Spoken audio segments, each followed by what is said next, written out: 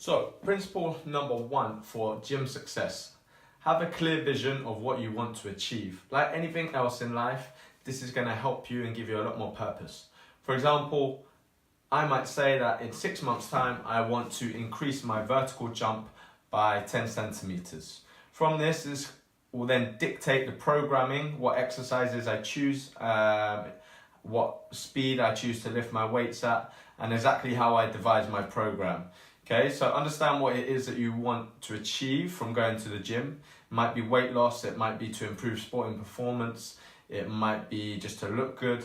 Okay, whatever it is, understand what that is and have a clear vision of what you would like to look like, feel like in 1 year's time, and then break that down into smaller chunks. Okay, so where will I be in 6 months, 3 months, and so forth.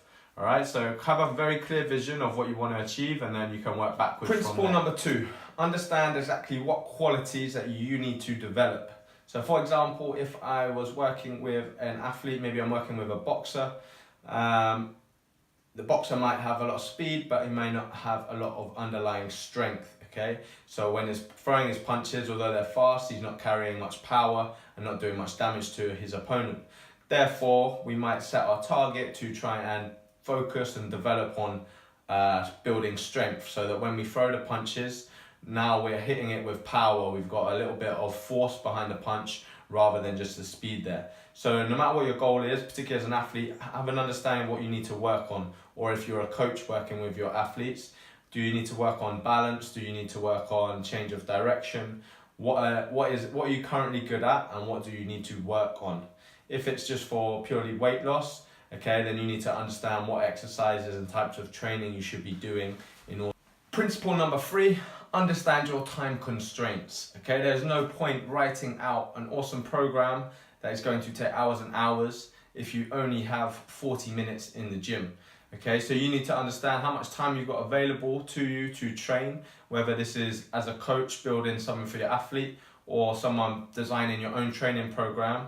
Okay, you need to understand how much time you have available, so then you can program effectively and put the best exercises that are going to get you what you want to achieve. So going back to your goals number 1 and 2. All right, so depending on how much time you have is going to depend what you can fit in, what exercises and rest times, etc.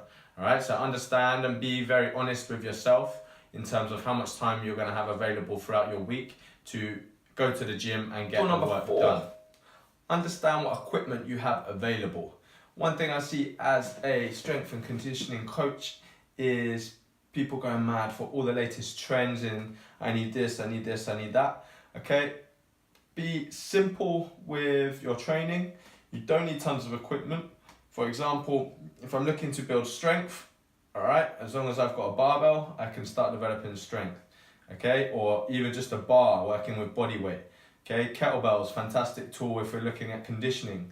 To be honest, we don't even need weights if we're simply looking to develop better techniques. So if I want to move better, if I want to run better. So be minimalistic in your approach to what equipment you need and be wise with it in your programming, okay? So focus on compound movements and focus on moving the body well.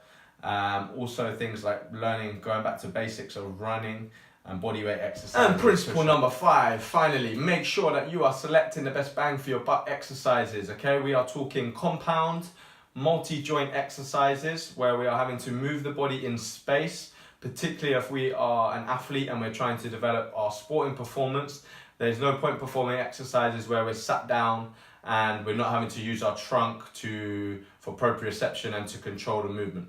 Okay, so excellent things are sprinting, so working on your running mechanics, sprinting, barbell movements if we're looking to develop strength.